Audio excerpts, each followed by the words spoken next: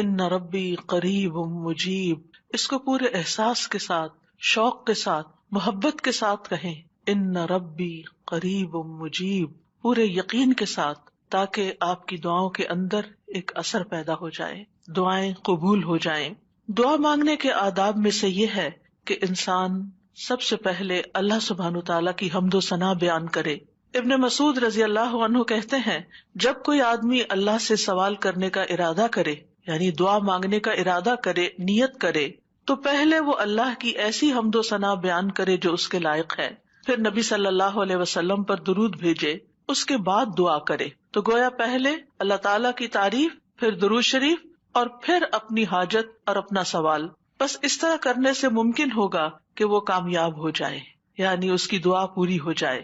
مسند احمد کی ایک روایت میں آتا ہے، رسول اللہ صلی اللہ علیہ وسلم نے ایک آدمی کو نماز میں دعا کرتے ہوئے سنا کہ اس نے نہ اللہ عز و جل کا ذکر کیا اور نہ ہی نبی صلی اللہ علیہ وسلم پر درود پڑھا، یعنی جو آخر میں ہم اتحیات میں پڑھتے ہیں۔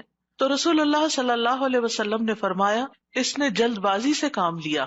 پھر اسے بلایا اور اسے اور دوسروں سے فرمایا، جب تم میں سے کوئی شخص نماز پڑھے تو پہلے اپنے رب کی تعریف و ثنا کرے۔ تو ہم نماز شروع کرتے ہیں اللہ اکبر کہہ کر، تو سب سے پہلے ہاتھ باندھ کر کیا کرتے ہیں؟ سبحانک اللہم و بحمدک و تبارک اسمک و تعالی جدک، اللہ تعالیٰ کی تسبیح بیان کرتے ہیں، حمد کرتے ہیں، اللہ تعالیٰ کی بڑائی بیان کرتے ہیں۔ اس کے بعد سورۃ الفاتحہ پڑھتے ہیں تو وہاں بھی اللہ تعالیٰ کی سب سے پہلے حمد و ثنا کرتے ہیں، اللہ تعالیٰ کی صفات کا ذکر کرتے ہیں، پھر اس کے بعد دعا مانگتے ہیں۔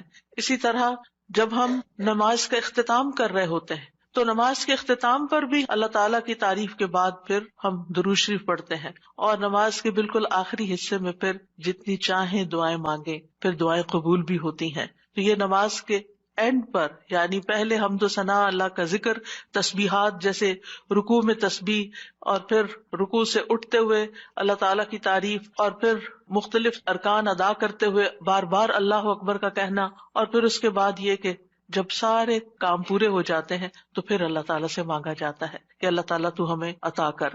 تو جس نے پہلے اپنے رب کی تعریف کی، پھر نبی صلی اللہ علیہ وسلم پر درود پڑھا اور پھر اس کے بعد دعا کی تو اس کی دعا قبول ہوگی۔ جہاں تک اللہ سبحانہ تعالیٰ کی تعریف کا، حمد و ثنا کا تعلق ہے، تو اس میں ہم قرآن مجید کی طرف اگر رجوع کریں تو سب سے بہترین ثنا اور دعا اور اللہ تعالیٰ کی تعریف کا آغاز سورۃ الفاتحہ سے ہوتا ہے۔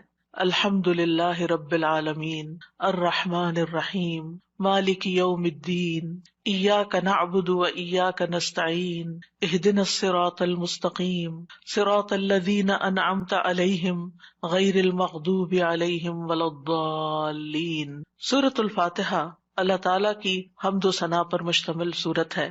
رسول اللہ صلی اللہ علیہ وسلم نے فرمایا، اللہ تعالیٰ فرماتے ہیں، اور یہ حدیث قدسی ہے، کہ نماز یعنی سورۃ الفاتحہ میرے اور میرے بندے کے درمیان نصف نصف تقسیم کر دی گئی ہے، اور میرے بندے کے لیے وہ ہے جو وہ مانگے۔ جب بندہ الحمد للہ رب العالمین کہتا ہے تو اللہ تعالیٰ فرماتے ہیں، میرے بندے نے میری حمد بیان کی۔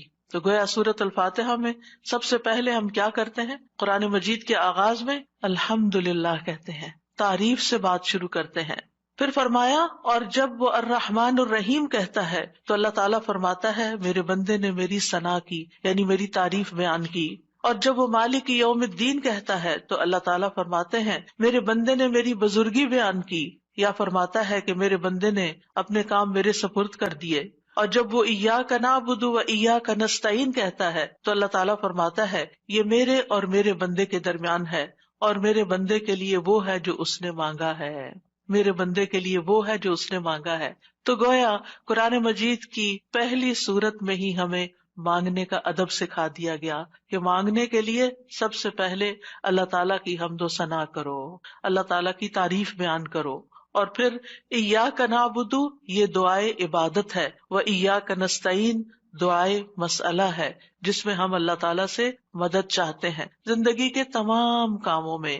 اور پھر جب بندہ اہدنا الصراط المستقیم آخر تک کہتا ہے تو اللہ تعالیٰ فرماتا ہے، یہ میرے بندے کے لیے ہے، اور میرے بندے کے لیے وہ ہے جو اس نے مانگا۔ اور یہاں ایک اور بات قابل غور ہے کہ مانگنے کی چیزوں میں سب سے پہلی چیز ہدایت ہے، رہنمائی ہے، دین کے معاملات میں بھی، دنیا کے معاملات میں بھی۔ ہم ہر قدم پر اللہ تعالیٰ کی رہنمائی کے محتاج ہیں. ہم بہترین گائیڈنس وہیں سے لے سکتے ہیں. اور جب ہم دن کی ہر نماز کی ہر رکعت کے اندر اللہ تعالیٰ سے ہدایت مانگتے ہیں اور اللہ تعالیٰ ہماری دعا قبول کر کے ہماری رہنمائی کرتے ہیں، تو آپ سوچئے کہ زندگی کا یہ سفر کتنا خوبصورت ہو سکتا ہے، اور پھر اس کا اختتام کتنا خوبصورت ہو سکتا ہے، اور پھر اس کا انجام کتنا پیارا ہو سکتا ہے. لہٰذا اللہ تعالیٰ سے ہم سب ہدایت مانگتے رہیں. اور ویسے بھی آپ دیکھیں کہ سورۃ الفاتحہ پڑھنے کے بعد جو دعا کی جاتی ہے وہ دعا قبول ہوتی ہے، یعنی یہ قبولیت دعا کی بھی علامت ہے. ابن عباس کہتے ہیں کہ اس دوران کے جبریل علیہ السلام نبی صلی اللہ علیہ وسلم کے پاس بیٹھے ہوئے تھے کہ اچانک انہوں نے اوپر سے ایک آواز سنی تو آپ نے اپنا سر اٹھایا. جبریل علیہ السلام نے فرمایا کہ یہ آسمان کا ایک دروازہ ہے جسے صرف آج کے دن کھولا گیا ہے، اس سے پہلے کبھی نہیں کھولا گیا تھا. پھر اس سے ایک فرشتہ اترا تو جبریل علیہ السلام نے فرمایا یہ فرشتہ جو زمین کی طرف اترا ہے یہ آج سے پہلے کبھی نہیں اترا. پھر اس فرشتے نے سلام کیا اور کہا کہ آپ کو 2 نوروں کی خوشخبری ہے جو آپ کو دیے گئے اور آپ سے پہلے کسی نبی کو نہیں دیے گئے، ایک سورۃ الفاتحہ اور دوسری سورۃ البقرہ کی آخری 2 آیات. جب بھی آپ ان دونوں میں سے کوئی بھی دعائیہ جملے پڑھیں گے، یعنی اہدنا الصراط المستقیم اور وہاں پر آمن الرسول کے آخر میں جو دعائیں آتی ہیں، تو آپ کو مانگی ہوئی چیز ضرور عطا کر دی جائے گی. تو اس لیے سورۃ الفاتحہ پڑھ کے بھی آپ دعا شروع کر سکتے ہیں، اور اسی طرح آمن الرسول جب پڑھیں اس وقت کی دعائیں بھی توجہ سے، اور اس کے ساتھ مزید دعائیں بھی. یعنی یہ دعا تو ہم مانگیں گے ہی، اہدنا الصراط المستقیم. اور پھر آپ دیکھیے جب ہم پریشان ہوتے ہیں، ہم فکر مند ہوتے ہیں، ہم بیمار ہوتے ہیں، تو اس موقع پر بھی ہمیں رہنمائی کی ہی ضرورت ہوتی ہے کہ اب اس مسئلے کے حل کے لیے، اس بیماری کے علاج کے لیے، اس مشکل سے نکلنے کے لیے ہم کیا کریں. پھر اللہ تعالیٰ رستہ دکھا دیتا ہے اور ہم اس رستے کو اختیار کرتے ہیں اور اس مشکل سے باہر آ جاتے ہیں. تو اس لیے انسان کو ان دونوں چیزوں پر پورا اعتماد ہونا چاہیے. اور پھر آپ دیکھیے کہ حمد ہوتی کیا ہے. حمد اصل میں اللہ تعالیٰ کی تعریف کے لیے لفظ استعمال ہو رہا ہے یہاں پر، یعنی محبت اور تعظیم کے ساتھ اللہ تعالیٰ کا کامل وصف بیان کرنا، اللہ تعالیٰ کی تعریف بیان کرنا. کیونکہ اللہ تعالیٰ اپنی ذات، اپنی صفات، اپنے افعال، یہ 3 لفظ یاد رکھیے گا، اپنی ذات، اپنی صفات اور اپنے افعال یعنی کاموں میں کامل ہے، پرفیکٹ ہے. اس کے علاوہ کوئی اور ایسا نہیں کہ جس کے اندر کمال ہو. یہ کمال صرف اللہ تعالیٰ کے لیے ہے. اس لیے تعریف بھی اللہ ہی کی. وَلِلَّهِ الْحَمْدُ رَبِّ السَّمَاوَاتِ وَرَبِّ الْأَرْضِ رَبِّ الْعَالَمِينَ، کہ سب تعریف اللہ ہی کے لیے ہے جو آسمانوں کا رب ہے، زمین کا رب ہے اور سارے جہان والوں کا رب ہے. کیونکہ اسی نے سب کو پیدا کیا، زمین و آسمان اور جو کچھ ان کے بیچ میں ہے. اور پھر یہ کہ ہر نعمت جو ہمیں ملی اسی کی طرف سے، سب چیزوں کو پیدا کرنے والا خالق وہ، ہمارا بھی خالق وہ، اور پھر اس کے بعد ہمارا مالک بھی وہ، ہمارا رازق بھی وہ. جو کچھ بھی ہمارے پاس ہے، وَمَا بِكُم مِّن نِّعْمَةٍ فَمِنَ اللَّهِ، اسی کی طرف سے ہے. اس لیے سب تعریف بھی اسی کی. جب سب کچھ دیا اس نے تو پھر شکر بھی اسی کا ادا کرنا چاہیے. اور پھر آپ دیکھیے کہ ہدایت کا سبب جو کتاب اللہ ہے وہ بھی اللہ نے ہمیں دی، لہٰذا اس پر بھی اللہ تعالیٰ کی تعریف. تو اللہ تعالیٰ نہ صرف یہ کہ دنیا میں بلکہ آخرت میں بھی تعریف کا حقدار ہے. الحمد للہ الذی لہ ما فی السماوات و ما فی الارض وَلَهُ الْحَمْدُ فِي الْآخِرَةِ وَهُوَ الْحَكِيمُ الْخَبِيرُ. سب تعریف اللہ کے لیے ہے کہ جو کچھ آسمانوں میں ہے اور جو کچھ زمین میں ہے سب اسی کا ہے، اور آخرت میں بھی سب تعریف اسی کے لیے ہے. وہی کمال حکمت والا، ہر چیز کی خوب خبر رکھنے والا ہے. اور پھر اللہ تعالیٰ کی صفات کا جو ذکر ہے کہ کیوں نہ اس کی تعریف کی جائے، کیونکہ وہ تو مہربان ہے، رحمان اور رحیم ہے. اور اللہ تعالیٰ کی 100 رحمتیں ہیں جن میں سے صرف ایک اس دنیا کے لیے، باقی 99 آخرت کے لیے. اس لیے تعریف دنیا میں بھی اللہ کی اور آخرت میں بھی. اور پھر مالک یوم الدین بھی وہی ہے کہ جس دن ہمارے اعمال کا فیصلہ ہوگا، اس لیے تعریف اسی کی کہ اس نے یہ فیصلہ اپنے ہاتھ میں رکھا ہے. اور پھر ہم اسی کی عبادت کرتے ہیں. جس رب کی اتنی صفات ہوں پھر اس کی عبادت کیوں نہ کی جائے، اور اسی سے ہم مدد چاہتے ہیں اور سب سے پہلے ہدایت چاہتے ہیں، اور پھر انعام یافتہ لوگوں میں شامل ہونا چاہتے ہیں. ان لوگوں میں نہیں جن پر رب ناراض ہے، اور ان میں بھی نہیں کہ جو بھٹکے ہوئے لوگ ہیں. تو سورۃ الفاتحہ میں جہاں دعا کا ادب بیان ہو رہا ہے وہاں اللہ تعالیٰ کی صفات کا بھی ذکر ہے، کیونکہ فَلِلَّهِ الْأَسْمَاءُ الْحُسْنَى فَادْعُوهُ بِهَا، سب اچھے اچھے نام اللہ کے ہیں، لہٰذا ان ناموں کے ساتھ اس کو پکارو، یعنی اس کی صفات بیان کر کے، اس کی تعریف کر کے اس کو پکارو۔ نبی صلی اللہ علیہ وسلم جب صبح کے وقت اٹھتے تھے اور تہجد کی نماز شروع کرتے تھے تو اس وقت ہاتھ باندھ کر دعا پڑھتے تھے، یعنی اذا قام من اللیل یتہجد قال، اس وقت کیا پڑھتے؟ اللہم لک الحمد، اللہ سب تعریف تیرے ہی لیے ہے، انت قیم السماوات والارض ومن فیہن ولک الحمد لک ملک السماوات والارض ومن فیہن ولک الحمد انت نور السماوات والارض ولک الحمد انت الحق ووعدک الحق ولقاؤک حق وقولک حق والجنۃ حق والنار حق والنبیون حق ومحمد صلی اللہ علیہ وسلم حق والساعۃ حق۔ اس کے بعد دعا کرتے اللہم لک اسلمت وبک آمنت وعلیک توکلت وإلیک انبت وإلیک خاصمت وإلیک حاکمت فاغفر لی ما قدمت وما اخرت وما اسررت وما اعلنت انت المقدم وانت المؤخر لا الہ الا انت۔ یہ تھا آپ کی دعا مانگنے کا انداز۔ کتنی زیادہ پہلے اللہ تعالیٰ کی تعریف کی اور پھر اس کے بعد اپنا آپ اللہ تعالیٰ کے سپرد کیا، اور آخر میں جو معصوم عن الخطا ہے نبی صلی اللہ علیہ وسلم، جن کی کوئی غلطیاں ہی نہیں، کوئی گناہ ہی نہیں، وہ کیا مانگ رہے ہیں؟ ایک چیز مانگ رہے ہیں، کیا؟ فاغفر لی ما قدمت وما اخرت وما اسررت وما اعلنت، اللہ تو مجھے بخش دے، میرے اگلے پچھلے پوشیدہ اور ظاہری گناہوں کو معاف کر دے، تو ہی پہلے تھا اور تو ہی آخر میں ہوگا، تیرے سوا کوئی معبود نہیں۔ نبی صلی اللہ علیہ وسلم کے تہجد کے وقت کی اس دعا سے ہمارے لیے سیکھنے کی کیا بات ہے کہ دعا کا ایک بڑا حصہ کس پر مبنی ہونا چاہیے؟ اللہ تعالیٰ کی تعریف پر مبنی ہونا چاہیے، لیکن ہم نے کبھی یہ دعا کا سلیقہ سیکھا ہی نہیں، اللہ تعالیٰ کی یہ تعریف کبھی اس طرح کی ہی نہیں۔ ہمیں صرف اپنا آپ ہی یاد رہتا ہے، صرف اپنے مسائل یاد رہتے ہیں، صرف اپنی پریشانیوں کا ذکر رہتا ہے، اللہ تعالیٰ کی حمد و ثنا ہم بھولے رہتے ہیں۔ اور پھر یہ کہ اللہ سبحانہ و تعالیٰ کی حمد و ثنا کا حق ادا نہیں ہو سکتا جتنی بھی ہم کریں، اس لیے جو اللہ کے پیارے بندے ہوتے ہیں وہ اللہ تعالیٰ کی حمد و ثنا میں زیادہ وقت لگاتے ہیں۔ تو آج سے جو سیکھنے کی بات ہے، جو ٹیک ہوم میسج ہے، وہ یہ کہ ہم اگر چاہتے ہیں کہ اللہ تعالیٰ ہماری مشکلات آسان کرے، ہمیں بخش دے دنیا میں بھی اور آخرت میں بھی، تو پھر اللہ کی تعریف بیان، اللہ کی توحید بیان کریں، اللہ تعالیٰ کی حمد بیان کریں، اللہ تعالیٰ کی تکبیر بیان کریں، اللہ تعالیٰ کی تسبیح بیان کریں۔ اور پھر ہم دیکھتے ہیں کہ قیامت کے دن اللہ تعالیٰ نبی صلی اللہ علیہ وسلم کو سفارش کرنے سے پہلے اپنی حمد سکھائیں گے، یعنی ایک تو دنیا کے دعائیں ہیں نا جو دنیا میں ہم مانگتے ہیں، اور آخرت میں اس بات کی دعا کہ اللہ تعالیٰ آپ حساب کتاب قائم کر دیں، یہ بھی ایک دعا ہوگی نا، یہ سفارش ایک دعا ہے۔ لیکن اس سفارش سے پہلے کیا ہوگا؟ یعنی قیامت کے دن جب لوگ پریشان ہوں گے، انبیاء کے پاس جائیں گے تو انبیاء ان کو آگے بھیجتے جائیں گے حتیٰ کہ لوگ محمد صلی اللہ علیہ وسلم کے پاس آئیں گے۔ تو حدیث میں آتا ہے کہ وہ کہیں گے تم سب محمد صلی اللہ علیہ وسلم کے پاس جاؤ، اللہ نے ان کے اگلے پچھلے سب گناہ معاف فرما دیے ہیں، تو وہ سب میرے پاس آئیں گے، تو میں سب کو لے کر اللہ کی بارگاہ میں حاضر ہونے کی اجازت چاہوں گا۔ اجازت ملنے پر سجدے میں گر پڑوں گا، عاجزی دیکھیے، ہمبلنس دیکھیے، اور جب تک اللہ چاہے گا میں سجدے میں ہی رہوں گا، یعنی جتنا اللہ پسند کرے گا اتنی دیر میں جھکا ہی رہوں گا۔ ہمارے سجدے کیسے ہوتے؟ ٹھونگے مار رہے ہوتے، اوپر نیچے، بس تھوڑی سی ایکسرسائز۔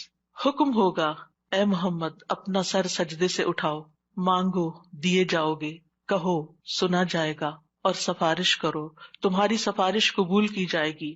میں اپنا سر اٹھاؤں گا اور اللہ کی وہ حمد کروں گا جو مجھے اس کی طرف سے سکھائی جائے گی، یعنی اس دن سکھائی جائے گی، اور وہ حمد وہیں ملے گی اور ان الفاظ سے حمد کریں گے، یعنی وہ حمد آج ہمیں نہیں پتا، آپ کو بھی نہیں پتا، اس وقت آپ کو سکھائی جائے گی، یعنی وہ ایسی حمد ہوگی جو اس سے پہلے کبھی نہیں ہوگی۔ اور پھر اللہ تعالیٰ کی حمد کے بعد آپ دعا کریں گے اور پھر حساب کتاب شروع ہو جائے گا۔ کیسا ہے وہ دن جس سے ہم غافل رہتے ہیں، جس کو ہم بھولے رہتے ہیں۔ اگر اس دن کی فکر لگ جائے تو دنیا کی ساری پریشانیاں ختم ہو جائیں، سارے دکھ دور ہو جائیں، سارے مسئلے ہی ختم ہو جائیں، کوئی مسئلہ ہی نہ رہے۔ اس لیے ہم سب کو اس رمضان میں جو سیکھنے کی بات ہے وہ یہ کہ دعائیں تو ہم کریں گے، لیکن اس سے زیادہ ہم اللہ تعالیٰ کی حمد و ثنا بیان کریں گے۔ اللہ تعالیٰ کی حمد و ثنا کے دو حصے ہیں، ایک تسبیح ہے اور ایک تحمید ہے۔ اللہ سبحانہ تعالیٰ نے اپنی تسبیح اور تحمید دونوں کا حکم دیا ہے۔ سورۃ الحجر میں آتا ہے فسبح بحمد ربک، یعنی حمد کے ساتھ اور کیا کرو؟ تسبیح کرو۔ وکم من الساجدین، اور سجدہ کرنے والوں میں سے ہو جائیں۔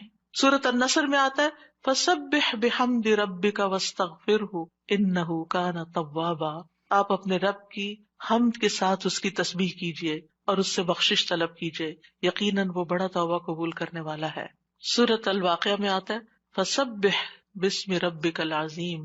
سورۃ الاعلی میں آتا ہے سبح اسم ربک الاعلی، یعنی باقاعدہ تسبیح کا حکم دیا گیا ہے۔ ایک اور جگہ آتا ہے وسبح بحمد ربک بالعشی والابکار، صبح و شام اپنے رب کی حمد کے ساتھ تسبیح کیجیے۔ اللہ تعالیٰ اہل ایمان کو بھی حکم دیتے ہیں، مجھے اور آپ کو بھی حکم دیتے ہیں، یا ایھا الذین آمنوا اذکروا اللہ ذکرا کثیرا وسبحوہ بکرۃ واصیلا، اے ایمان والو اللہ کو بکثرت یاد کرو اور صبح و شام اس کی تسبیح کیا کرو۔ کیوں؟ اس لیے کہ اللہ سبحانہ تعالیٰ نے خود اپنی تسبیح بیان کی ہے، سبحان الذی اسری بعبدہ لیلا من المسجد الحرام الی المسجد الاقصی۔ فرشتے اس کی تسبیح بیان کرتے ہیں، یسبحون بحمد ربہم، انبیاء اس کی تسبیح بیان کرتے ہیں، رسول اللہ صلی اللہ علیہ وسلم اللہ تعالیٰ کی تسبیح بیان کرتے تھے، کائنات کی ہر چیز اللہ کی تسبیح بیان کر رہی۔ وَإِن مِّن شَيْءٍ إِلَّا يُسَبِّحُ بِحَمْدِهِ وَلَٰكِن لَّا تَفْقَهُونَ تَسْبِيحَهُمْ، یہ زمین جس پر ہم بیٹھے ہیں یہ بھی اللہ کی تسبیح کرتی ہے، یہ آسمان جس کو ہم دیکھتے ہیں وہ بھی اللہ کی تسبیح کرتا ہے، ایک ایک ذرہ اللہ کی تسبیح کر رہا، ایک ایک ذرہ، الیکٹرونز اور پروٹونز بھی اللہ کی تسبیح کر رہے ہیں، ہر چیز اللہ کی تسبیح میں ہے، اور اہل ایمان بھی اللہ کی تسبیح کرتے ہیں۔ پھر ہم تسبیح کیوں نہ کریں؟ کیا چیز ہمیں روکے ہوئے ہے؟ کس وجہ سے ہم تسبیح میں کوتاہی کرتے ہیں؟ ایک اور جگہ پر آتا ہے کہ تسبح لہ السماوات السبع والارض ومن فیہن، ساتوں آسمان اور زمین اس کی تسبیح کرتے ہیں اور جو بھی ان میں ہے۔ پرندے بھی اللہ کی تسبیح بیان کرتے ہیں، بجلی کی کڑک بھی اللہ کی تسبیح بیان کرتی ہے۔ داؤد علیہ السلام کے ساتھ پہاڑ اور پرندے بھی تسبیح کیا کرتے تھے، فرشتے بھی تسبیح کرتے ہیں، اور حاملین عرش اللہ سبحانہ تعالیٰ کی ہر وقت تسبیح و تحمید میں لگے رہتے ہیں۔ الذین یحملون العرش ومن حولہ یسبحون بحمد ربہم، کیا زبردست کام ہے ان کا، جن کو سب سے اعلیٰ ترین ڈیوٹی دی گئی ہے کہ وہ عرش الہی کو اٹھا کے رکھے۔ وہ فرشتے جو عرش اٹھائے ہوئے ہیں اور جو اس کے ارد گرد ہیں، سب اپنے رب کی حمد کے ساتھ اس کی تسبیح بیان کرتے ہیں۔ قیامت کے دن بھی وہ ایسا ہی کریں گے۔ وَتَرَى الْمَلَائِكَةَ حَافِّينَ مِنْ حَوْلِ الْعَرْشِ يُسَبِّحُونَ بِحَمْدِ رَبِّهِمْ، اس دن آپ دیکھیں گے کہ فرشتے عرش کے گرد حلقہ باندھے اپنے رب کی تعریف کے ساتھ تسبیح کر رہے ہیں، اور عبادت کے آغاز میں بھی اور اختتام پر بھی، دن کے آغاز پر بھی اور دن کے اختتام پر بھی ہمیں تسبیح کا حکم ہے۔ تمام مخلوقات کے رزق کی کنجی ہے تسبیح، اللہ تعالیٰ کے محبوب ترین کلمات ہیں، سبحان اللہ والحمد للہ ولا الہ الا اللہ واللہ اکبر۔ اللہ سبحانہ تعالیٰ کو ہم سے زیادہ کوئی چیز محبوب نہیں۔ رسول اللہ صلی اللہ علیہ وسلم نے فرمایا ہم سے بڑھ کر کوئی چیز اللہ تعالیٰ کو زیادہ محبوب نہیں، لہذا تسبیح اور حمد دونوں ہی ہونی چاہیے۔ تسبیح سے تقدیر بھی بدل جاتی ہے۔ یونس علیہ السلام کو کس بنا پر اتنی بڑی مشکل سے نجات ملی؟ فلولا ان کان من المسبحین للبث فی بطنہ الی یوم یبعثون، اگر یہ بات نہ ہوتی کہ وہ تسبیح کرنے والوں میں سے تھا تو یقیناً وہ اس کے پیٹ میں، یعنی مچھلی کے پیٹ میں اس دن تک رہتا جس میں لوگ اٹھائے جائیں گے، یعنی اگر وہ تسبیح نہ کرتے تو اس مشکل سے نجات نہ ملتی۔ تو بہت سی مشکلات سے نجات کا ذریعہ ہے تسبیح کرنا، اور وہ اپنی تسبیح میں کیا پڑھتے تھے؟ لا الہ الا انت سبحانک انی کنت من الظالمین۔ یہ تسبیح دل کی گھٹن اور سینے کی تنگی کا علاج بھی ہے۔ جب حالات مشکل ہو جائیں، دل غم سے بھر جائیں، سینے کے اندر گھٹن محسوس ہونے لگے، کوئی چیز اچھی نہ لگے تو تسبیح شروع کر دیں۔ لوگوں کی باتیں آپ کو پریشان کریں تو تسبیح شروع کر دیں۔ وَلَقَدْ نَعْلَمُ أَنَّكَ يَضِيقُ صَدْرُكَ بِمَا يَقُولُونَ فَسَبِّحْ بِحَمْدِ رَبِّكَ وَكُن مِّنَ السَّاجِدِينَ وَاعْبُدْ رَبَّكَ حَتَّى يَأْتِيَكَ الْيَقِينُ۔ ہم جانتے ہیں کہ بے شک آپ کا سینہ اس سے تنگ ہوتا ہے جو باتیں وہ کرتے ہیں، اور ایسا ہوتا ہے، ہم سب کے ساتھ بھی ہوتا ہے کہ خاص طور پر ہمارے دین کے رستے پر آنے کی وجہ سے جب لوگ باتیں کرتے تو ہمیں پریشانی لاحق ہوتی، لوگوں کی باتیں ہرٹ کرتی ہیں.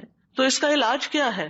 اس کا علاج اپنے آپ کو ڈیفینڈ کرنا نہیں ہے، اپنی صفائیاں بیان کرنا نہیں ہے، جواباً اٹیک کرنا نہیں ہے. بد اخلاقی کے جواب میں بد اخلاقی کوئی نیکی نہیں ہوتی، اس کے جواب میں اپنے رب کی طرف رجوع کرنا ہے، اس کی تسبیح کرنی. اللہ تو پاک ہے، میں تو گناہگار ہوں، مجھ پہ اگر لوگ باتیں کرتے بھی ہیں تو میرا قصور ہو سکتا ہے، لیکن ساری پاکی تو تیرے ہی لیے ہے، ساری تعریف تو تیرے ہی لیے ہے. اور پھر سجدوں کی کثرت. پھر اسی طرح اگر انسان کے اندر بخل کے جذبات ہو، کچھ خرچ کرنے کو دل نہ چاہتا ہو، خوف آتا ہو، رات کا خوف ہو، دشمن کا خوف ہو، ڈر لگے، تو ایسی صورت میں بھی انسان کو تسبیح پڑھنی چاہیے. سبحان اللہ والحمد للہ ولا الہ الا اللہ واللہ اکبر. اور ویسے بھی ایک دفعہ سبحان اللہ اور الحمد للہ کہنے سے زمین و آسمان بھر جاتا ہے. اتنا بڑا اجر و ثواب ہے اس کا، یعنی معمولی چیز نہیں ہے. رسول اللہ صلی اللہ علیہ وسلم نے فرمایا، اور سبحان اللہ اور الحمد للہ کہنے سے زمین و آسمان کی درمیانی فضا بھر جاتی ہے. گناہ جتنے بھی ہوں تسبیح اور تحمید کہنے سے معاف ہو جاتے ہیں. عرش الہی کے گرد بھی ان کلمات کی بھنبھناہٹ ہوتی ہے، یعنی وہاں بھی تسبیح پڑھی جاتی ہے. تسبیح پڑھنے والوں کے چہروں پر رونق آ جاتی ہے، حمد سے خیر و برکات نصیب ہوتی ہیں.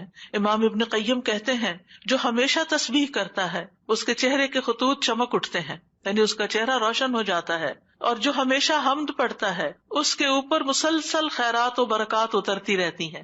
تو دونوں چیزیں مل جائیں تو چہرے کی رونق بھی ملے گی اور اس کے ساتھ ساتھ اللہ تعالیٰ کی طرف سے رحمتیں بھی آئیں گی. اور فرمایا، جو ہمیشہ استغفار کرتا رہتا ہے اس کے لیے بند دروازے کھل جاتے ہیں. جن چیزوں میں رکاوٹ آئی ہوئی ہوتی، ہم اکثر شکایت کرتے رہتے ہیں اس چیز میں بندش ہے، اس میں بندش ہے. ان ساری بندشوں کا علاج تسبیح و تحمید میں ہے، لیکن ہم بھولے رہتے ہیں. ہم صرف پریشان رہتے ہیں اور پریشان ہو کر ذکر کرنا بھی بھول جاتے ہیں. اور یہ تو دنیا کے فائدے ہیں نا، لیکن قیامت کے دن میزان میں یہ کلمات بہت بھاری ہوں گے. آپ صلی اللہ علیہ وسلم نے ایک موقع پر اپنے ہاتھ سے 5 کا اشارہ کیا کہ یہ میزان میں بہت بھاری ہوں گے، کس قدر بھاری ہوں گے. اور پھر فرمایا، سبحان اللہ والحمد للہ ولا الہ الا اللہ واللہ اکبر. اور 5ویں چیز، مسلمان کا فوت ہونے والا نیک بیٹا، اس کا باپ ثواب کی امید کے ساتھ اس پر صبر کرے. تو یہ 5ویں چیز ہے. یعنی اگر کسی والد یا والدہ یا والدین دونوں کا جوان بیٹا فوت ہو جائے اور وہ نیک بھی ہو، جس سے یہ توقع ہو کہ ہمارے مرنے کے بعد وہ ہمارے لیے دعائیں کرے گا، لیکن انسان اللہ کی خاطر صبر کر لیتا ہے، تو یہ صبر میزان میں بہت زیادہ وزنی ہو جائے گا. اور قیامت کے دن سب سے زیادہ بہترین بندے وہ ہوں گے جو دنیا میں سب سے زیادہ حمد کرنے والے ہوں گے. اللہ کی تسبیح اور تحمید کے مسنون کلمات بھی ہیں جو نبی صلی اللہ علیہ وسلم نے خود سکھائے. آپ صرف اتنا بھی پڑھ سکتے ہیں، سبحان اللہ سبحان اللہ سبحان اللہ. آپ نے دیکھا ہوگا کچھ لوگوں کی گفتگو کا تکیہ کلام ہوتا ہے سبحان اللہ، اور دوسری بات میں وہ سبحان اللہ کہہ رہے ہوتے ہیں. اور خاص طور پر سبحان اللہ سورج طلوع ہونے اور غروب ہونے سے پہلے 100 بار پڑھا جائے تو یہ 100 اونٹوں سے زیادہ بہتر ہے. پھر اسی طرح سبحان اللہ کا مطلب کیا ہے کہ اللہ تعالیٰ پاک ہے. کس چیز سے؟ ہر نقص سے اور ہر عیب سے، ہر شبیہ سے، ہر مثیل سے. نہ کوئی اس جیسا ہے، نہ کوئی اس کی مثال ہے، یعنی ہر ایک میں نقص ہے، صرف اللہ ہی کامل ہے.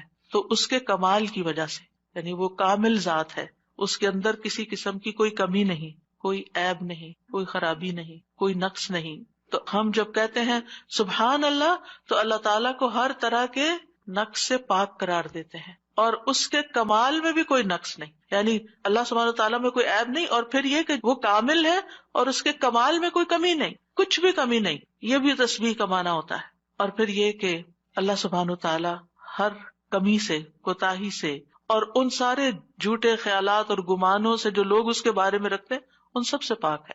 اور اللہ سبحانہ تعالیٰ کی طرف ہم کوئی شر بھی منسوب نہیں کرتے. اللہ تعالیٰ ہر طرح کے شر سے بھی پاک ہے. تو یہ اللہ تعالیٰ کی بڑائی کا ایک کلمہ ہے. ایک شخص نے حضرت علی رضی اللہ عنہ سے پوچھا کہ سبحان اللہ کیا ہے؟ انہوں نے کہا یہ اللہ کی بڑائی کی تعظیم ہے. سبحان اللہ کلمہ توحید بھی ہے، ایمان کا رکن بھی ہے. ابن قیم کہتے ہیں تسبیح اللہ سبحانہ تعالیٰ کی ثنا اور تعریف ہے. یہ تعظیم، پاکیزگی اور تنزیہ پر مشتمل ہے. فرشتے مسلسل اس کی تسبیح کرتے ہیں، رکتے ہی نہیں. تمام کائنات، حیوانات، جمادات، نباتات، ریت کے ذرات، پانی کے قطرے، ہوائیں، بجلیاں، ہر چیز اس کی تسبیح کر رہی ہے. اور یہ تسبیح دنیا کی زندگی ختم ہونے سے ختم نہیں ہو جائے گی. جب قیامت آئے گی تو ہر چیز ٹوٹ پھوٹ جائے گی نا، یہ کائنات اس طرح نہیں رہے گی جیسے ہے، لیکن تسبیح ختم نہیں ہوگی، وہ پھر بھی جاری رہے گی. اور مومن جب جنت میں پہنچیں گے تو ان کا ذکر کیا ہوگا؟ تسبیح ہی ہوگی، اللہ تعالیٰ کی حمد و ثنا ہی ہوگی. تو نماز بھی اللہ کے لیے ہوتی ہے، دعا بھی اللہ تعالیٰ سے کی جاتی ہے، اسی طرح تسبیح بھی صرف اللہ کی ہوتی ہے. آپ کسی انسان کی تسبیح نہیں کر سکتے. وہ کہتے ہیں نا تم کس کی تسبیح پڑھ رہے ہو، کسی کی بھی نہیں پڑھنی چاہیے، کیونکہ کوئی پاک ہے ہی نہیں، ہم سب خطا کار ہیں، ہم سب سے غلطیاں ہوتی ہیں. تو اس لیے یہ بھی صرف اور صرف خالصتاً اللہ کے لیے. اور کلمہ سبحان جو ہے یہ اللہ کے سوا کسی کے لیے نہیں بولا جا سکتا. یہ نام بھی نہیں رکھنا چاہیے بچوں کا. اگر کوئی بھول کے رکھ چکا ہے تو اس کو تھوڑا سا آلٹر کر لے، سبحان رکھ لیں، ٹھیک ہے. سبحان نام نہیں رکھتے، یہ نام میں نے سنا تھا کہیں کسی نے رکھا ہوا تھا. تو سبحان جو ہے یہ یعنی ہر عیب سے پاک، یہ کیسے ہو سکتا ہے؟ کوئی صرف اللہ تعالیٰ ہی کی صفت ہے. تو اس لیے اللہ تعالیٰ ہی پاک ہے اور اس کے سوا کسی کی پاکی بیان نہیں کی جا سکتی کہ وہ بالکل پاک انسان ہے، پیور ہے. نہیں، سب کے اندر کوئی نہ کوئی کمی بیشی ہوتی ہے. تسبیح کے دوسرے مسنون الفاظ ہیں سبحان اللہ و بحمدہ. اس میں سبحان اللہ کے ساتھ حمد کا بھی ذکر کر دیا گیا. رسول اللہ صلی اللہ علیہ وسلم سے پوچھا گیا کون سا کلام افضل ہے؟ آپ نے فرمایا جو اللہ نے اپنے فرشتوں اور بندوں کے لیے چنا ہے، یعنی سبحان اللہ و بحمدہ. تو بات میں پھر شروع سے جا کے ملاؤں گی کہ یہ خالی تسبیح پہ کوئی لیکچر میں نہیں دے رہی. یہ دعا مانگنے سے پہلے آپ نے جو کلمات ادا کرنے ہیں، جو اذکار کرنے ہیں، جو تسبیحات پڑھنی ہیں، یہ ان کی وضاحت ہو رہی ہے کہ یہ بہترین دعائیں ہیں ایک طرح سے. یعنی اگر آپ صرف اللہ تعالیٰ کی تعریف بیان کرتے رہیں اور کچھ بھی نہ کہیں تو آپ کو وہ ساری خیر مل جائے گی جو آپ چاہتے ہیں اور اس سے بھی زیادہ. دعا مانگنے میں ہم عام طور پر صرف ایک چیز کو دعا سمجھتے ہیں اور وہ یہ ہے کہ اللہ سے کسی چیز کا سوال کرنا. وہ صرف 1% ہے. اللہ تعالیٰ سے دعا کے مختلف طریقے ہیں اور اسی میں سے ایک اس کی حمد و ثنا بیان کرنا، بلکہ کچھ مانگنے سے پہلے تو لازمی طور پر اس کی حمد و ثنا کرنا. تو سبحان اللہ کہنا جو ہے یہ توحید کی انتہا ہے کہ اللہ تعالیٰ کو ان عیوب سے پاک قرار دینا جو اس کے شان کے لائق نہیں. اور پھر یہ کہ کوئی بھی چیز جو اللہ تعالیٰ کی عظمت کے خلاف ہے، کوئی بات، کوئی کام، کوئی اشارہ، کوئی چیز، ان سب کو بھی نگیٹ کرنا. اب اس میں آپ دیکھیں کہ ہم ایک طرف سبحان اللہ کہتے ہیں کہ اللہ تعالیٰ ہر عیب سے پاک ہے، دوسری طرف کہتے ہیں وبحمدہ اور اس کی تعریف بیان کرتا ہوں. یعنی ایک میں ہم نگیٹ کرتے ہیں ہر برائی کو، اس سے ہر عیب کو، اور دوسرے میں ہم اس کی صفات بیان کرتے ہیں، اس کی تعریف کرتے ہیں. تو تعریف مکمل ہی تب ہوتی ہے جب آپ تسبیح بھی کریں اور حمد بھی کریں. تو سبحان اللہ کو الحمدللہ کے ساتھ ملا کر پڑھنے کی فضیلت زیادہ ہے. یعنی ویسے تو آپ صرف سبحان اللہ سبحان اللہ سبحان اللہ بھی کہہ سکتے ہیں، لیکن یہ آدھی بات ہے. لیکن جب آپ کہتے ہیں سبحان اللہ و بحمدہ، ابن تیمیہ کہتے ہیں کہ تسبیح تحمید کا ساتھی ہے، یہ ساتھ ہی آنی چاہیے، یعنی تعریف بھی ساتھ ہونی چاہیے. تیسرا ورژن ہے سبحان اللہ و بحمدہ سبحان اللہ العظیم. پاک ہے اللہ اپنی حمد کے ساتھ، پاک ہے اللہ جو بہت عظمت والا ہے. رسول اللہ صلی اللہ علیہ وسلم نے فرمایا 2 کلمے ایسے ہیں جو زبان پر ہلکے ہیں، میزان میں بہت بھاری ہیں اور رحمان کو بہت محبوب ہیں، اور وہ ہیں سبحان اللہ و بحمدہ سبحان اللہ العظیم. اور اس میں بھی ہم دیکھتے ہیں کہ اللہ تعالیٰ کی پاکی بھی بیان ہو رہی ہے، تعریف بھی ہو رہی ہے، اور اس کی عظمت کا بھی بیان ہے. یہاں ایک اور چیز کا اضافہ ہو گیا، یعنی وہ اتنا عظیم ہے کہ ہماری عقل اس تک پہنچ ہی نہیں سکتی، ہم اس کی عظمت کا احاطہ ہی نہیں کر سکتے. ابن جریر کہتے ہیں العظیم سے مراد وہ ہستی ہے جس کی مخلوق تعظیم بجا لاتی ہے، اس سے ہیبت رکھتی ہے، اس سے ڈرتی ہے. ہم یہ کیوں کہتے ہیں سبحان اللہ العظیم؟ اللہ تعالیٰ کے تو بہت سے نام ہیں، بہت سی صفات ہیں. یہ اصل میں ہم اپنی کم مائگی کا اعتراف کر رہے ہوتے ہیں کہ اللہ آپ اتنے بڑے ہیں کہ ہم تو آپ کی تعریف کا حق ہی ادا نہیں کر سکتے. اور یہ ایک حقیقت ہے، ہم حق ادا نہیں کر سکتے. ہم اللہ تعالیٰ کی عظمت کو پا ہی نہیں سکتے، وہ ہمارے گمان سے کہیں بڑا ہے. یعنی جتنا بڑا آپ اس کو خیال کریں وہ اس سے بھی آگے. وہ اپنی ذات میں بھی عظیم ہے اور اپنی صفات میں بھی عظیم ہے. پھر ایک اور ورژن ہے سبحان اللہ والحمد للہ ولا الہ الا اللہ واللہ اکبر. اللہ پاک ہے، اسی کی تعریف ہے، اس کے علاوہ کوئی معبود نہیں ہے اور اللہ سب سے بڑا ہے. نبی صلی اللہ علیہ وسلم نے فرمایا جب تم سبحان اللہ کہو گے تو اللہ تعالیٰ کہے گا تم نے سچ کہا، جب تم الحمدللہ کہو گے تو اللہ تعالیٰ فرمائے گا تم نے سچ کہا، جب تم لا الہ الا اللہ کہو گے تو اللہ تعالیٰ فرمائے گا تم نے سچ کہا، جب تم اللہ اکبر کہو گے تو اللہ تعالیٰ فرمائے گا تم نے سچ کہا. لیکن ہم نے کبھی آج تک سوچا کہ ہم جو کہہ رہے ہیں اللہ تعالیٰ کیا جواب دے رہے ہیں؟ سبحان اللہ والحمدللہ ولا الہ الا اللہ واللہ اکبر. یعنی ایک طرف ہم اللہ تعالیٰ کو پاک قرار دیتے ہیں، پھر اس کی تعریف بیان کرتے ہیں اس کی تمام صفات کمال و جمال کے ساتھ، پھر اللہ تعالیٰ کی توحید بیان کرتے ہیں لا الہ الا اللہ کہہ کر، اور پھر اللہ اکبر کہہ کر کیا کہتے ہیں کہ اللہ تعالیٰ سب سے بڑا معبود، سب سے بڑا ہے. یعنی سب سے بڑے کا کیا مطلب ہے؟ جن بھی چیزوں سے ہم امپریس ہو جاتے ہیں، جن کی بڑائی اور ہیبت ہمارے دل میں آ جاتی ہے، جن کے بارے میں ہمارا یہ عقیدہ یہ خیال بن جاتا ہے کہ یہ بڑی چیز ہے، اللہ ان سب سے بڑا ہے. یعنی اللہ کے مقابلے میں یا اللہ سے بڑھ کر کسی اور کی بڑائی ہے ہی نہیں، اور ہمارے دل میں بھی نہیں ہونی چاہیے، وہ نکل جانی چاہیے. جب ہم اللہ اکبر کہتے ہیں تو ہمیں واقعی اللہ کو بڑا مانتے ہوئے کہنا چاہیے، صرف زبان سے الفاظ نہیں دہرانے. بعض اوقات ہم کسی کے پاس بہت دولت دیکھتے ہیں یا سنتے ہیں کہ اچھا اتنا، پچھلے دنوں ایسے ہی کسی کے بارے میں گزرتے گزرتے میں نے دیکھا کہ ان کے پاس فلاں چیز 500 کروڑ کی ہے. ان کا اچھا، اب کتنے ہی لوگ ہوں گے کہ جو دیکھ دیکھ کے واو کر رہے ہوں گے کہ 500 کروڑ، ہوئے ہوئے ہوئے. یہ انسان کی کمزوری ہے. اپنے جیسے انسانوں کے پاس اگر کوئی چیز دیکھتا ہے، اگر آپ کہیں کہ فلاں کے پاس ایک گھر بھرا ہوا سونے کا ہے، ان کا اچھا، ہم دوسروں کے مال و دولت سے امپریس ہو جاتے ہیں. پھر اسی طرح ہم کسی کے علم، کسی کی ڈگریاں، اس کے پاس 4 PhD ہے، اچھا ہم متاثر ہو جاتے ہیں، فلاں اتنا بڑا، فلاں یونیورسٹی کا پروفیسر ہے، فلاں سائنٹسٹ ہے، فلاں شاعر ہے، فلاں ڈاکٹر ہے. کسی بھی مجلس میں بیٹھ کے آپ لوگوں کی گفتگو کو دیکھیں کہ لوگوں کی بڑائی سے ان کے دل کتنے بھرے ہوئے ہوتے ہیں اور ان کی باتوں کو کتنے غور سے سنتے ہیں. پھر کیا ہم واقعی اللہ تعالیٰ کو بھی ایسی اہمیت دیتے ہیں اور اسی عظمت کے احساس کے ساتھ ہم اللہ تعالیٰ کی تعریف کر رہے ہوتے ہیں یا صرف الفاظ دہرا رہے ہوتے ہیں؟ تو اللہ سبحانہ وتعالیٰ سب عقل رکھنے والوں سے بڑی عقل رکھتا ہے، سب حکمت والوں سے بڑا حکیم ہے، سب رزق رکھنے والوں سے بڑا رازق ہے، غنی ہے، القدیر ہے، العزیز ہے، الرحیم ہے. پھر ایک اور ورژن ہے تسبیح کا، سبحان اللہ و بحمدہ استغفر اللہ و اتوب الیہ. میرے خیال ہے ایک ہمارا کارڈ بھی ہے تسبیحات کا، اویلیبل ہے الحمدللہ. تو آپ یہ کارڈ ضرور لے لیجئے اور اس کارڈ سے کم از کم یہ سارے ورژنز آپ کو انشاءاللہ مل جائیں گے کہ مختلف الفاظ میں ہم اللہ تعالیٰ کی تسبیح کرتے رہیں جو ہمیں رسول اللہ صلی اللہ علیہ وسلم نے سکھائے ہیں. ہمیں وہ پتہ ہونے چاہیے. اگر ہمیں یاد نہیں، ہمیں سیکوینس نہیں معلوم، سیکوینس تو ہم نے خود ہی بنایا ہے، یعنی ہم پھر مس کر جاتے ہیں نا جب کوئی چیز رینڈملی پڑھ رہے ہوتے ہیں ادھر ادھر سے. لیکن جب ایک چیز آپ کے سامنے ہوگی تو اس کو بھی اس طرح نہیں پڑھنا کہ بس ایک پنسورے کی طرح بس آپ اس کو ایک وظیفے کی کتاب بنا لیں. اس کو بھی ٹھہر ٹھہر کے پڑھنا ہے، محسوس کر کر کے پڑھنا ہے کہ اللہ واقعی بڑا ہے. تو 5واں جو ورژن ہے وہ ہے سبحان اللہ و بحمدہ استغفر اللہ و اتوب الیہ. میں اللہ کی پاکیزگی بیان کرتا ہوں، اس کی حمد کے ساتھ میں اللہ سے بخشش کا طلبگار ہوں اور اسی کی طرف رجوع کرتا ہوں. حضرت عائشہ کہتی ہیں کہ رسول اللہ صلی اللہ علیہ وسلم کثرت سے یہ فرمایا کرتے تھے، سبحان اللہ و بحمدہ استغفر اللہ و اتوب الیہ. حضرت عائشہ کہتی ہے میں نے پوچھا اے اللہ کے رسول، میں آپ کو دیکھتی ہوں آپ بکثرت یہ پڑھتے رہتے ہیں. تو آپ نے فرمایا میرے رب نے مجھے خبر دی ہے کہ میں جلد ہی اپنی امت میں ایک نشانی دیکھوں گا اور جب میں اس کو دیکھ لوں تو بکثرت کہوں.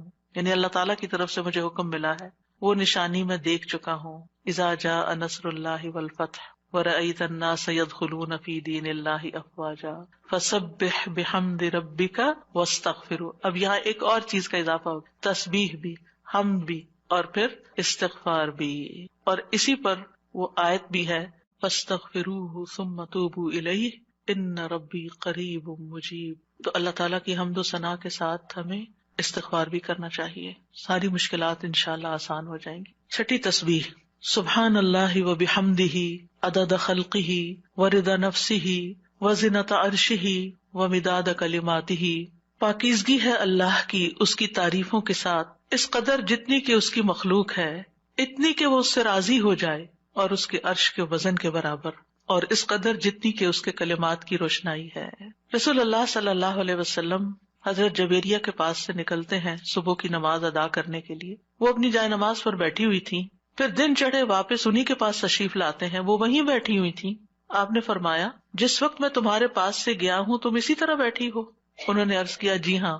نبی صلی اللہ علیہ وسلم نے فرمایا میں نے تمہارے بعد ایسے 4 کلمات 3 بار کہے ہیں کہ اگر تمہارے آج کے کہے ہوئے کلمات کو ان کے ساتھ وزن کیا جائے تو ان کلمات کا وزن زیادہ ہوگا، اور وہ ہیں سبحان اللہ و بحمدہ عدد خلقہ و رضا نفسہ و زنۃ عرشہ و مداد کلماتہ.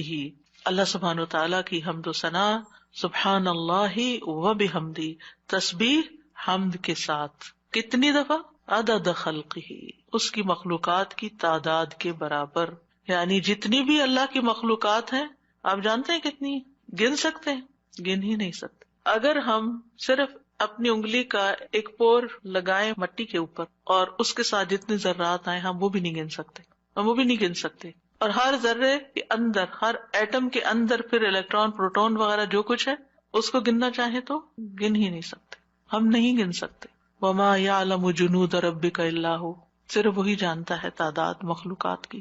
یہ ستارے، یہ سیارے، یہ گیلیکسیز، یہ زمین، یہ آسمان، یہ سمندر، یہ پہاڑ، ہم تو اس پوری کائنات میں صرف ایک ڈاٹ کے اوپر بیٹھے ہوئے ہیں، اور اس زمین کے اندر جو کچھ ہم اس کو بھی نہیں گن سکتے، کہاں یہ کہ باقی کتنی مخلوقات ہیں. تو اس کا یہ مطلب نہیں کہ میں ایک دفعہ سبحان اللہ کہتا ہوں تو اتنی دفعہ ہو جاتا ہے میرا، یہ نہیں ہے اس کا مطلب. اس کا مطلب یہ ہے کہ اللہ سبحانہ و تعالیٰ کی اتنی زیادہ تعریف ہے، وہ اتنی تعریف کے لائق ہے، یعنی وہ اتنی تعریف ڈیزرو کرتا ہے جتنی مخلوقات کی تعداد ہے. اور آپ کو معلوم ہے وَإِن مِّن شَيْءٍ إِلَّا يُسَبِّحُ بِحَمْدِهِ، کوئی چیز ایسی نہیں جو اس کی تسبیح نہ کر رہی ہو. تو سبحان اللہ و بحمدہ عدد خلقہ، یعنی ان ساری مخلوقات کے ساتھ میں بھی شریک ہو رہا ہوں جو اللہ کی تسبیح میں لگی، ایک ایک ذرہ اللہ کی تسبیح کر رہا ہے.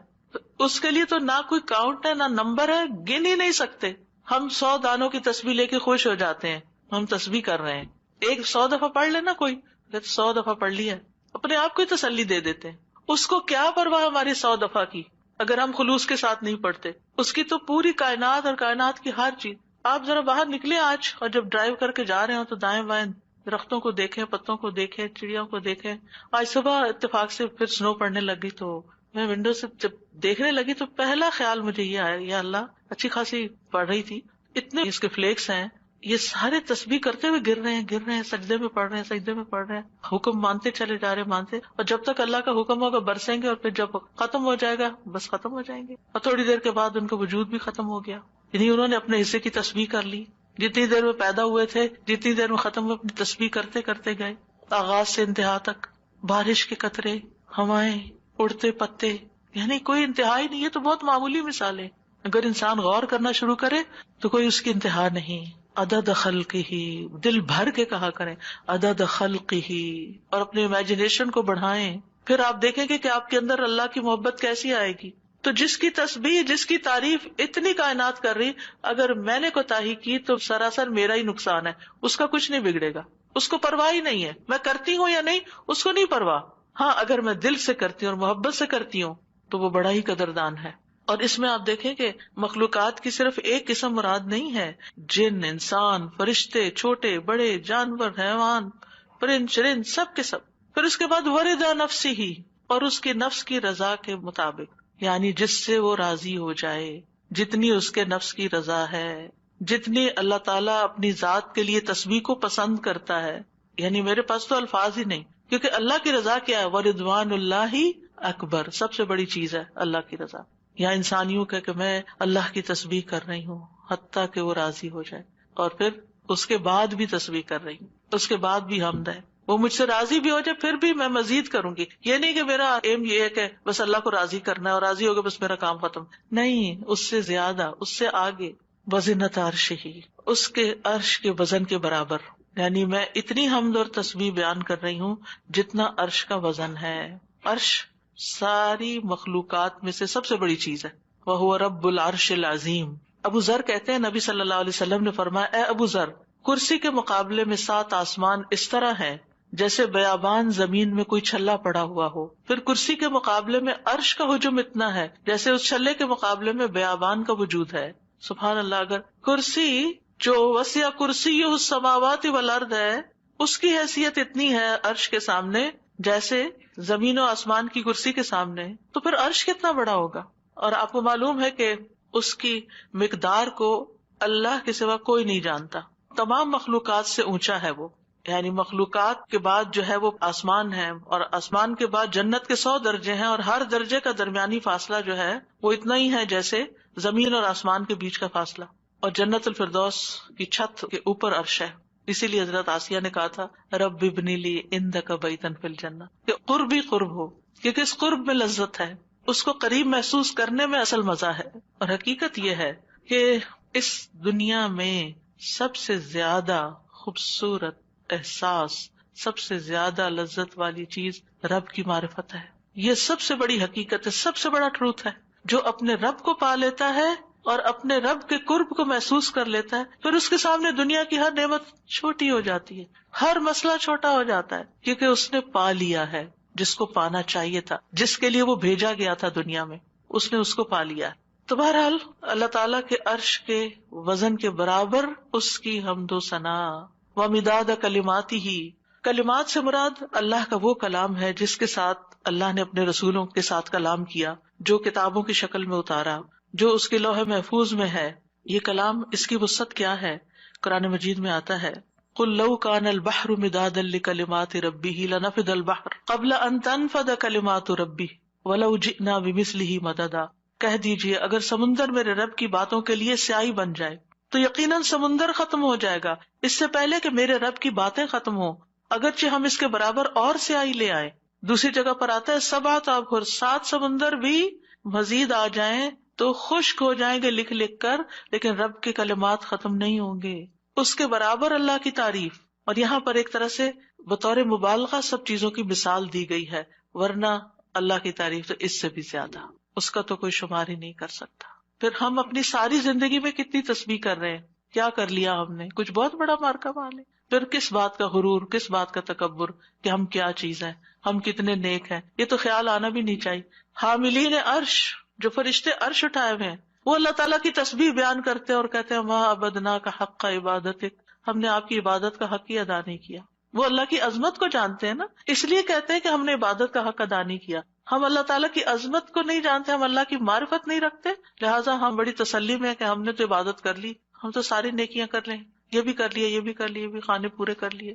اور 7ویں تسبیح اللہ اکبر کبیرہ والحمد للہ کثیرا وسبحان اللہ بکرۃ واصیلا. بہت ہی خوبصورت کلمات ہیں. اللہ سب سے بڑا ہے، بہت بڑا، اور تمام تعریف اللہ کے لیے ہے بہت زیادہ، اور تسبیح اللہ ہی کے لیے ہے صبح اور شام. ابن عمر کہتے ہیں ہم رسول اللہ صلی اللہ علیہ وسلم کے ساتھ نماز پڑھ رہے تھے کہ لوگوں میں سے ایک آدمی نے کہا اللہ اکبر کبیرہ والحمد للہ کثیرا وسبحان اللہ بکرۃ واصیلا. تو رسول اللہ صلی اللہ علیہ وسلم نے فرمایا یہ اس طرح کے کلمات کہنے والا کون ہے؟ تو لوگوں کی جماعت میں سے ایک آدمی نے عرض کیا اللہ کے رسول میں ہوں. آپ نے فرمایا کہ مجھے تعجب ہوا کہ اس کے لیے آسمان کے دروازے کھول دیے گئے، یعنی ان کلمات کے لیے جو محبت اور شوق سے اس نے پڑھے. ابن عمر کہتے ہیں میں نے ان کلمات کو پھر کبھی بھی نہیں چھوڑا. افسوس کہ ہمیں زندگی میں بڑی دیر سے پتہ چلا ہے، اور جو ہم نے دعائیں رٹی ہوئی ہیں نا ان کو ہم آٹو پہ لگا کے شروع کر دیتے ہیں اور بھول جاتے ہیں کہ ہم بھی اللہ اکبر کہہ کے سب سے پہلے ہاتھ باندھ کر اللہ کی تکبیر بیان کریں. لیکن انشاءاللہ اگر کوشش جاری رہی تو عادت بھی ہو جائے گی. وہ کہتے ہیں جب سے میں نے رسول اللہ صلی اللہ علیہ وسلم سے یہ بات سنی کہ اس کے لیے آسمان کے دروازے کھول دیے گئے، میں نے اس کو چھوڑا ہی نہیں، اور ہم نے کبھی اس کو پڑھا ہی نہیں. علم ہونے اور نہ ہونے میں بہت بڑا فرق ہے. ہم 2-4 باتیں جان لیتے ہیں تو ہم سمجھتے ہیں ہم نے سب کچھ سیکھ لیا، اور کیا سیکھنا ہے، اس کی ضرورت محسوس نہیں کرتے. دوبارہ اس میں اللہ تعالیٰ کی بہت زیادہ بڑائی کا اظہار ہے، اس کی تعظیم ہے، اس کی بہت زیادہ تعریف ہے، اور اس کی تسبیح ہے صبح و شام. پھر 8ویں تسبیح سبحانک اللہم وبحمدک وتبارک اسمک وتعالی جدک ولا الہ غیرک. اے اللہ تو پاک ہے اپنی تعریف کے ساتھ، تیرا نام بڑی برکت والا ہے، تیری بزرگی بلند و برتر ہے، تیرے علاوہ کوئی الہ نہیں. رسول اللہ صلی اللہ علیہ وسلم نے فرمایا بے شک اللہ کو سب سے زیادہ محبوب کلام یہ ہے کہ بندہ یوں کہے سبحانک اللہم وبحمدک وتبارک اسمک وتعالی جدک ولا الہ غیرک. اور اس میں اللہ تعالیٰ کے نام کی خیر و برکت کا ذکر بھی ہے. تبارک اسمک. 9ویں تسبیح سبحان اللہ لا شریک لہ لہ الملک ولہ الحمد وہو علی کل شیء قدیر لا حول ولا قوۃ الا باللہ سبحان اللہ وبحمدہ. ابو ذر کہتے ہیں آپ صلی اللہ علیہ وسلم نے فرمایا اللہ کے نزدیک محبوب ترین کلام یہ ہے. 10ویں تعریف اللہم لک الحمد کلہ وإلیک یرجع الامر کلہ. اے اللہ تیری ہی لیے سب تعریف ہے اور تیری ہی طرف سب کام لوٹتے ہیں. ایک اعرابی نے کہا کہ مجھے کوئی دعا سکھا دے جس سے مجھے فائدہ پہنچے، تو آپ نے اس کو یہ دعا سکھا دی، اللہم لک الحمد کلہ، ساری ہی تعریف تیرے لیے، وإلیک یرجع الامر کلہ، سارے معاملات تیرے ہی حضور پیش ہوتے ہیں. یعنی تعریف کا حقدار بھی تو ہی ہے، اور اس کے بعد یہ کہ ہمارے اعمال ہوں یا کام ہوں یا جو بھی معاملات ہوں، سب کے سب تیرے ہی پاس جا رہے ہیں. اور پھر اللہم ربنا لک الحمد ملء السماوات وملء الارض وملء ما شئت من شیء بعد. اے اللہ، اے ہمارے رب، تیرے ہی لیے ہر قسم کی تعریف ہے جس سے کہ آسمان بھر جائیں، زمین بھر جائے، اور ہر وہ چیز بھر جائے جسے تو چاہے کہ وہ بھر جائے. رسول اللہ صلی اللہ علیہ وسلم یہ دعا مانگا کرتے تھے، اور یہ دعا جو ہے اس میں اللہ تعالیٰ کی حمد ہے جس کو کوئی شمار نہیں کر سکتا. اور پھر سبحان اللہ عدد ما خلق، آپ سب بھی پڑھیے میرے پیچھے، سبحان اللہ عدد ما خلق، سبحان اللہ ملء ما خلق، سبحان اللہ عدد ما فی الارض والسماء، سبحان اللہ ملء ما فی السماء والارض، سبحان اللہ ملء ما خلق، سبحان اللہ عدد ما احصا کتابہ، وسبحان اللہ ملء کل شیء. میں اللہ کی پاکیزگی بیان کرتا ہوں ان چیزوں کی گنتی کے برابر جو زمین و آسمان میں ہیں. میں اللہ کی اتنی پاکیزگی بیان کرتا ہوں جس سے وہ چیزیں بھر جائیں جو آسمان و زمین میں ہیں. کیا کہا؟ اتنی پاکیزگی بیان کرتا ہوں کہ جس سے ہر وہ چیز بھر جائے جو آسمان اور زمین میں ہے.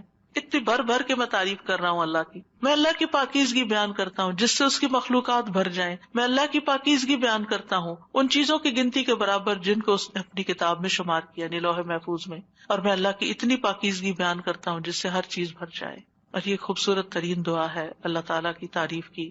12ویں تعریف ہے یا بدیع السماوات یا حی یا قیوم انی اسألک. اے آسمانوں کو پیدا کرنے والے، اے زندہ اور قائم رہنے والے، بے شک میں تجھ سے سوال کرتا ہوں. اب سوال پہ آ رہے ہیں کہ میں تجھی سے مانگتا ہوں. یعنی جس نے ہر چیز کو پیدا کیا، آسمان اور زمین کو نئے سرے سے پیدا کیا، وہ کچھ بھی کر سکتا ہے، اس کے لیے کوئی چیز بھی مشکل نہیں. اور پھر اس میں اللہ تعالیٰ کے اور ناموں کا بھی واسطہ ہے، الحی القیوم کا بھی. 13ویں تعریف اللہم انی اسألک انی اشہد انک انت اللہ لا الہ الا انت الاحد الصمد الذی لم یلد ولم یولد ولم یکن لہ کفوا احد. اے اللہ، بے شک میں تجھ سے سوال کرتا ہوں، بے شک میں گواہی دیتا ہوں کہ یقیناً تو ہی اللہ ہے، تیرے سوا کوئی الہ نہیں، تو ایک ہے، بے نیاز ہے، ایسی ذات ہے جس نے کسی کو جنم نہیں دیا اور نہ ہی تو جنم دیا گیا ہے، اور نہ ہی اس کا کوئی ہمسر ہے، اور نہ ہی وہ جنم دیا گیا اور نہ ہی اس کا کوئی ہمسر ہے. یہ وہ کلمات ہیں کہ جن کے بارے میں آپ صلی اللہ علیہ وسلم نے فرمایا تم نے اللہ سے اس کا وہ نام لے کر مانگا ہے کہ جب اس کے اس نام کے ساتھ سوال کیا جاتا ہے تو وہ عطا کرتا ہے، یعنی وہ دیتا ہے تمہیں، اور جب اس کے ساتھ دعا کی جاتی ہے تو قبول فرماتا ہے. اور پھر 14ویں تعریف اللہم انی اسألک بان لک الحمد لا الہ الا انت وحدک لا شریک لک المنان بدیع السماوات والارض ذی الجلال والاکرام. اے اللہ، میں تجھ سے مانگتا ہوں، یعنی پہلے تعریف کر لی ساری، پھر آخر میں سوال کر لیا، اللہ تجھ سے مانگتا ہوں اس وسیلے سے کہ ساری ہم تیرے لیے ہے، تیرے سوا کوئی اور معبود نہیں، تو اکیلا ہے، تیرا کوئی شریک نہیں. اے بہت زیادہ احسان کرنے والے اور آسمانوں اور زمین کو پیدا کرنے والے، جلال اور اکرام والے. نبی صلی اللہ علیہ وسلم نے ایک بار ایک آدمی کو اس طرح دعا کرتے ہوئے دیکھا تو آپ نے فرمایا یقیناً تو نے اللہ سے اس کے اسم اعظم کے ذریعے دعا مانگی ہے، جب اس کے ذریعے دعا مانگی جائے تو اللہ اسے ضرور قبول کرتا ہے، اور جب اس کے ذریعے سوال کیا جائے تو ضرور عطا کرتا ہے. تو دعا کرنے سے پہلے حمد و ثنا کرنی چاہیے. پہلی دفعہ احساس ہوا استاذہ کہ ایسے ہی ہم دل میں اللہ تعالیٰ سے باتیں کرتے ہیں نا، تو ایسے ہی بس بے دھڑک ایک دعا کرنا شروع کی اور ایک دم I just stopped in my tracks. میں نے کہا سبحان اللہ، مجھے تصویر سے ادب جیسے ایک لفظ یاد رہ گیا کہ ادب بھی نہیں ہے کہ کس طرح سے مانگنا ہے. ٹھیک ہے الحمدللہ ایک ہماری ایک ہوتی ہے انفارمل کانورسیشن اللہ تعالیٰ سے، لیکن ادب اور پھر اس کے ساتھ جو ایک عاجزی اور ایک جو فارمل ایک پورا، اور اسپیشلی نماز کے اندر یہ چیز بہت زیادہ محسوس ہوئی کہ کیا پڑھ رہے ہیں اور کیسے پڑھ رہے ہیں، اس چیز کا کتنا خیال کرنے کی ضرورت ہے. تو بہت الحمدللہ فائدہ مند ہے. الحمدللہ. السلام علیکم سر. ہم یہ سوچتے کہ پھر گھوم کے بعد یہ کہ ہم صرف اپنے بارے میں سوچتے نا کہ وی وانٹ دس اور اللہ سبحانہ تعالیٰ کی تعریف جب کرنے کی بات ہوتی ہے تو پھر ہم یعنی اللہ سبحانہ تعالیٰ کی حمد و ثنا جو ہے وہ ایک طرح سے اللہ تعالیٰ کا شکر بھی ہے نا، ان ساری نعمتوں پر جو اس نے پہلے سے ہمیں دے رکھی ہیں.